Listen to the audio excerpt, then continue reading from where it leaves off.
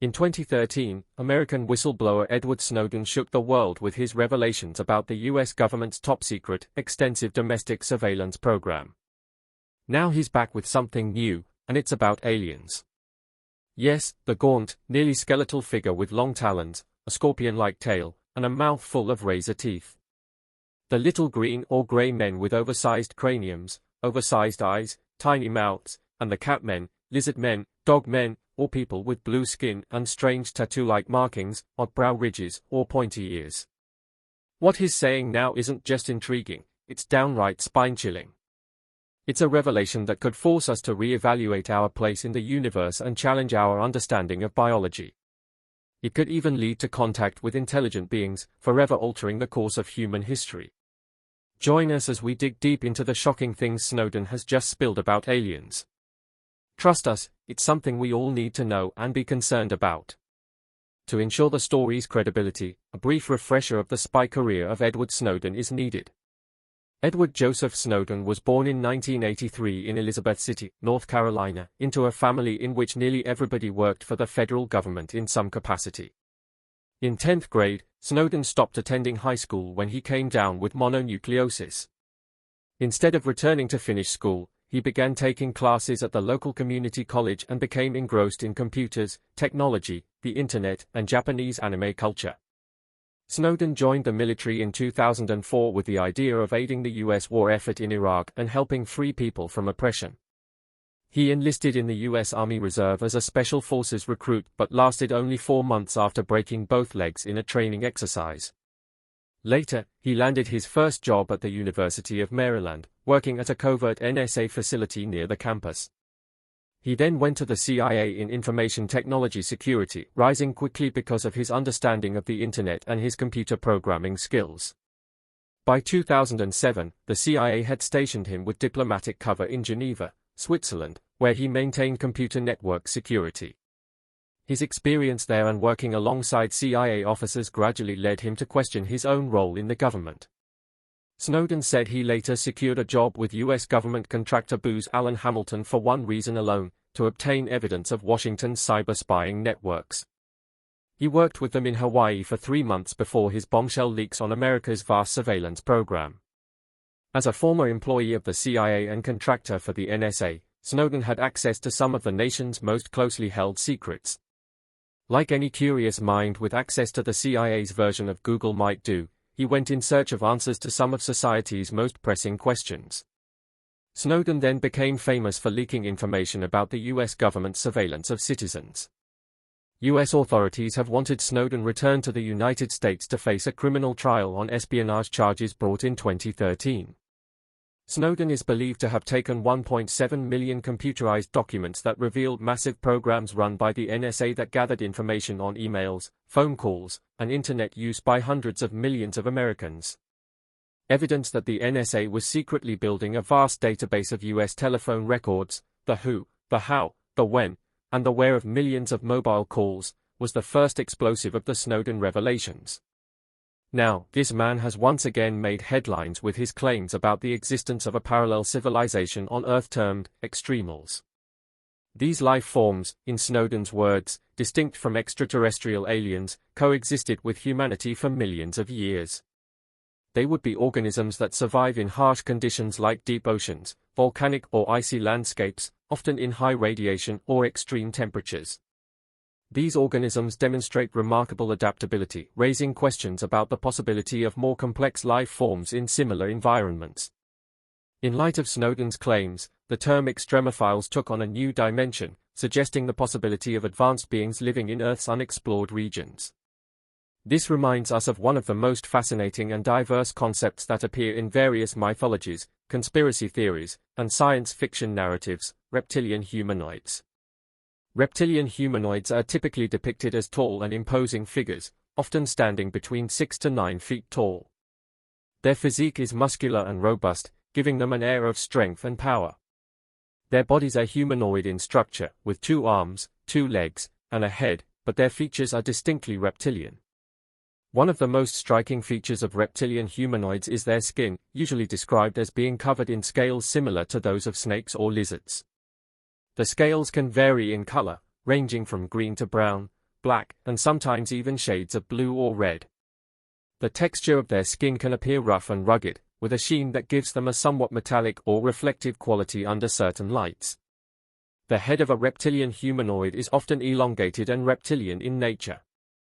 They have prominent forward-facing eyes with slit-like pupils, much like those of modern reptiles. These eyes can be various colors, including yellow, green, or red, and they often convey a sense of intelligence and menace. The facial structure might include ridges, bony protrusions, or horns, adding to their fearsome appearance. Their mouths are usually wide, filled with sharp pointed teeth that emphasize their predatory nature. Some depictions include forked tongues, enhancing their reptilian traits. The overall impression is one of a creature that is both alien and familiar, blending human and reptilian features in a way that can be both fascinating and unsettling. Reptilian humanoids have hands and feet that are more claw-like than human, with fingers and toes ending in sharp claws that can be used for both combat and agility. In some depictions, their limbs are also scaled and muscular, reflecting their physical prowess. Many descriptions include a long, powerful tail, although this feature is not universal. The tail can be used for balance, communication, or as a weapon. In case you still can't imagine, the 1970 episode of the classic TV series Doctor Who involves the present-day discovery of the Silurians, an ancient race of technologically advanced reptilian humanoids who predated the arrival of humans by hundreds of millions of years. According to the plot, these highly civilized beings flourished for centuries until Earth's atmosphere entered a period of cataclysmic upheaval, forcing Homo reptilia to go into hibernation underground to wait out the danger. While reptilians have captured our imagination for decades, scientists aren't satisfied with that old cliché. According to scientists, never mind the gaunt, nearly skeletal figure with long talons, the scorpion-like tail, and the mouth full of razor teeth. Never mind the little green or grey men with oversized craniums, oversized eyes, and tiny mouths. Never mind the cat men, lizard men, dog men, or people with blue skin, strange tattoo-like markings, odd brow ridges, or pointy ears. Why would advanced humanoid life forms on Earth have to look that similar to us? Why would extremals grow eyes, a nose, a tongue, and all the other fiddly bits we have? They wouldn't. Living beings evolve in response to their environment, so we should consider the principle of convergent evolution. On our own planet, different species often develop similar adaptive traits. Good examples of this are sensory organs such as eyes, ears, and noses. There is strong evolutionary pressure to have light-sensing organs, especially if the species is part of a predator-prey relationship. These can take different forms, from the compound eye of a fly to the stereo vision of humans to the eye spots of certain microorganisms, but the principle is the same. Only in the deep ocean or inside caves where no light penetrates do some organisms lack eyes. So, would aliens have sensory organs? It would depend on the environment. Who needs ears if there is no medium to transmit sound waves? Extraterrestrials would only need eyes in places where the light of a star is likely to penetrate. What about appendages? Flippers are good in water. On land, arms and legs are more useful. Flying seems even better. Most insects and birds can fly, as can some mammals like bats and even a few fish.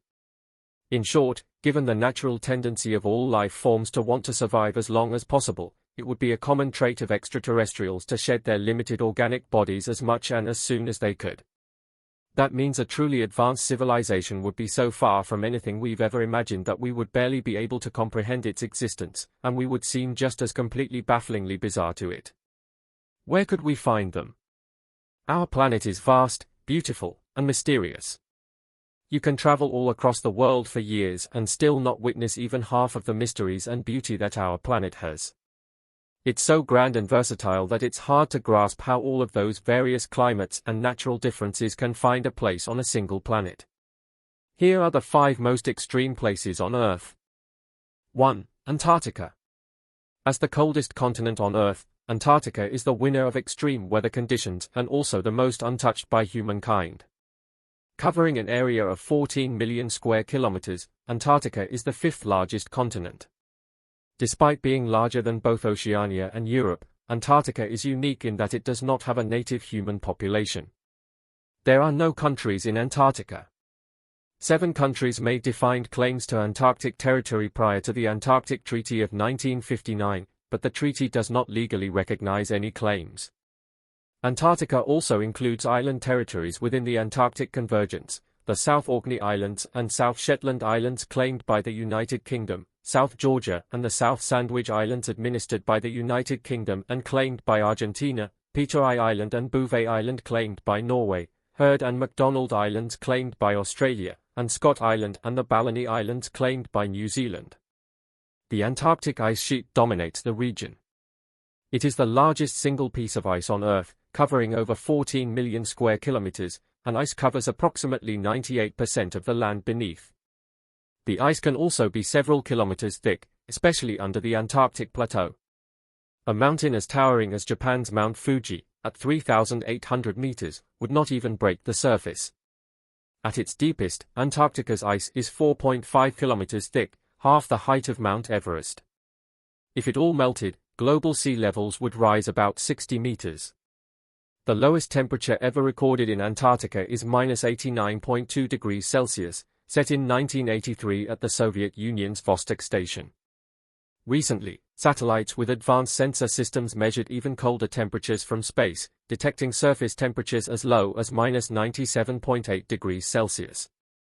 For explorers venturing inland to the South Pole and other destinations, the wind chill effect can make things feel even colder than the measurable temperature.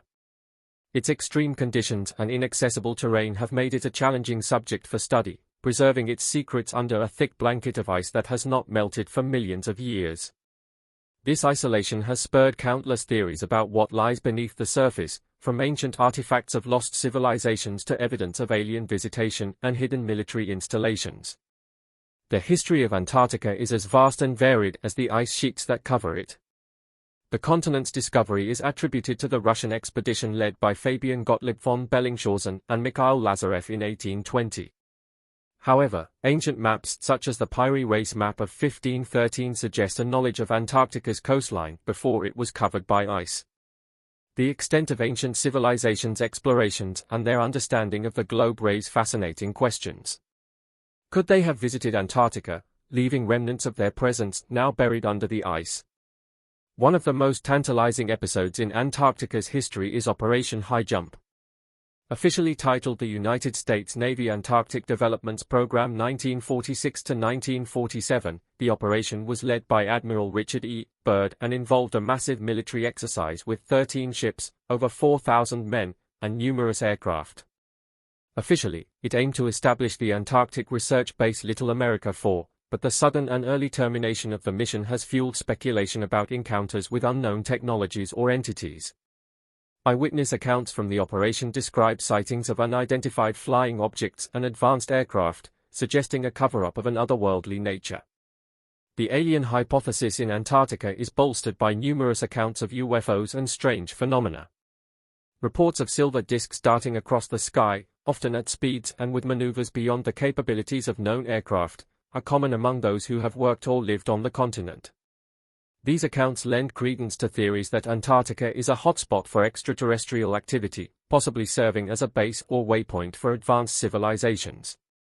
The secrecy surrounding these sightings, often enforced by military or governmental agencies, only adds to the mystique and speculation.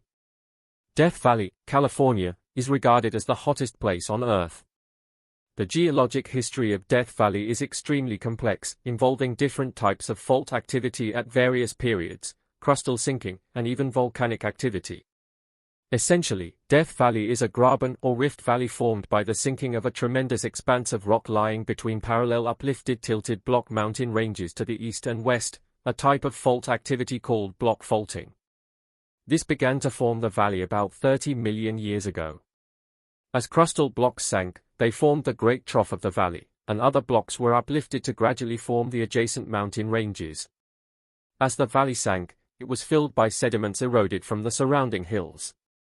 In the central part of the valley, the bedrock floor is buried beneath as much as 2,745 meters of sediment. The valley floor has continued to tilt and sink. Death Valley is noted for its extremes of temperature and aridity. A record world and North American high shaded air temperature of 57 degrees Celsius was recorded in 1913, and summer temperatures often exceed 49 degrees Celsius. The hottest summer on record in the valley saw temperatures top 49 degrees Celsius on 40 days in 1996. Ground temperatures as high as 94 degrees Celsius have been reported. The high temperatures and low humidity contribute to an exceptionally high evaporation rate. Winter minimum temperatures rarely fall to the freezing point, with the record lowest temperature being -9 degrees Celsius. Most rainfall is blocked by the mountains to the west, making the valley extremely arid. In a 50-year period in the 20th century, the average annual rainfall at Furnace Creek was only 42.2 millimeters, with the maximum annual rainfall being 114.3 millimeters, and 2 years passed with no measurable rainfall. Most of the surface water in Death Valley is in saline ponds and marshes around the salt pan. The Amargosa River brings some water into the southern end of the valley from desert areas to the east, but most of its flow is underground. Salt Creek, draining the northern arm of the valley, also has only short stretches of perennial surface flow. In times past, much more water reached Death Valley. During the Wisconsin glacial stage of the Pleistocene epoch, about 50,000 years ago, a body of water called Lake Manly filled the valley to a depth of as much as 180 meters. More recently, 2,000 to 5,000 years ago, a shallow lake occupied the valley floor, its evaporation producing the present salt pan. Lack of water makes Death Valley a desert, but it is by no means devoid of life. Plant life above the microscopic level is absent from the salt pan, but salt-tolerant pickleweed, salt grass, and rushes grow around the springs and marshes at its edges. Introduced tamarisks provide shade around some of the springs and in the inhabited areas at Furnace Creek, but because they crowd out native vegetation, eradication efforts are ongoing. Mesquite flourishes where less saline water is available. Creosote bush dominates the gravel fan surfaces around most of the valley, giving way to desert holly at the lowest elevations. Cacti are rare in the lowest part of the valley but abundant on the fans farther north. Higher elevations support juniper and piñon pine. Spring rains bring out a great variety of desert wildflowers. Animal life is varied, although nocturnal habits conceal many of the animals from visitors. Rabbits and several types of rodents, including antelope ground squirrels, kangaroo rats, and desert wood rats, are present, and other prey of coyotes, kit foxes, and bobcats. The largest native mammal in the area, and perhaps the best-studied member of the fauna, is the desert bighorn. Small herds of these sheep are most commonly found in the mountains surrounding Death Valley, but they occasionally visit the valley floor. Wild burros, descendants of animals lost or abandoned by prospectors and miners, became so numerous as to threaten, through overgrazing, the natural vegetation on which other animals depend. Burro removal began in the 1960s, and live capture efforts were subsequently attempted in hopes of eliminating the population. Though it may seem that the only birds present are the raucous and numerous ravens, the first biological survey of the valley in the 1890s reported 78 species of birds. More than 3 times that number are now known to inhabit or visit the area, the roadrunner being a particularly well-known resident. Lizards, snakes, and scorpions are common, and even native fish are to be found in Death Valley. Several species of pupfish of the genus Cyprinodon live in Salt Creek and other permanent bodies of water. The highly endangered devil's hole pupfish lives in a single desert pool. The Sahara Desert is one of the harshest environments on Earth, covering 9.4 million square kilometers, an area about the size of the United States, including Alaska and Hawaii, and spanning nearly a third of the African continent. The average annual temperature is 30 degrees Celsius, while the hottest temperature ever recorded was 58 degrees Celsius. The area receives little rainfall, with half of the Sahara receiving less than 1 inch of rain annually. Despite many thinking of the Sahara as a constant hot climate, temperatures drop dramatically at night due to the lack of humidity and can reach lows of -6 degrees Celsius. Snow falls regularly on several mountain ranges but nowhere else in the Sahara. Despite the harsh arid conditions, the Sahara is home to many plant and animal species, including approximately 500 plant species, 70 mammalian species, 90 avian species, 100 reptilian species, and numerous spiders, scorpions, and other small arthropods. The camel, renowned as the ship of the desert, is one of the most iconic animals of the Sahara, well adapted to the hot, arid environment. Other mammals include gazelles, cheetahs, caracals, desert foxes, and wild dogs. Reptiles like snakes, lizards, and even crocodiles thrive in the desert environment, and various arthropod species, such as dung beetles, scarab beetles, deathstalker scorpions, and many types of ants, also inhabit the region. The Mariana Trench is the deepest oceanic trench on Earth and home to the two lowest points on the planet. This crescent-shaped trench is located in the western Pacific, just east of the Mariana Islands near Guam. The region surrounding the trench features unique environments, including vents bubbling up liquid sulfur and carbon dioxide, active mud volcanoes, and marine life adapted to pressures 1,000 times greater than at sea level.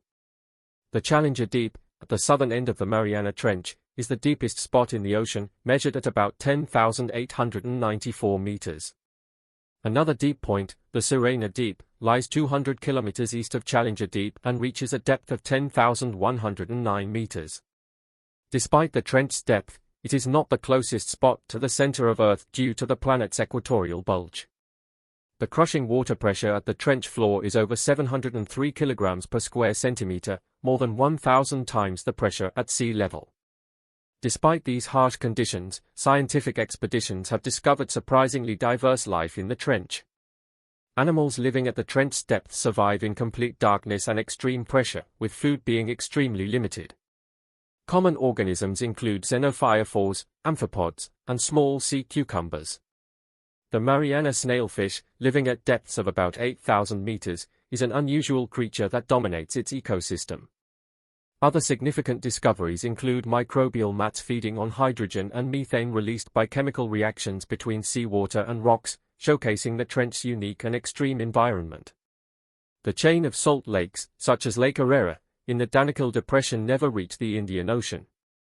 Mount Elu, the westernmost and older of the two volcanoes at the southern end of the depression, along with the other active volcano, Erta Ale, contribute to the unique geological activity of the region. Erta Ale is known for its crater lakes of lava bubbling from the Earth's mantle. Additionally, the area contains the Dalol sulfur springs or hot springs. These wet environments are being investigated to help understand how life might arise on other planets and moons, with many microorganisms living here being extremophilic microbes of major interest to astrobiologists. However, in October 2019, scientists reported that terrestrial life forms, including extreme forms of archaea microorganisms, were not found to exist in the very hot, acidic, and salty conditions present in some parts of the Danakil Depression.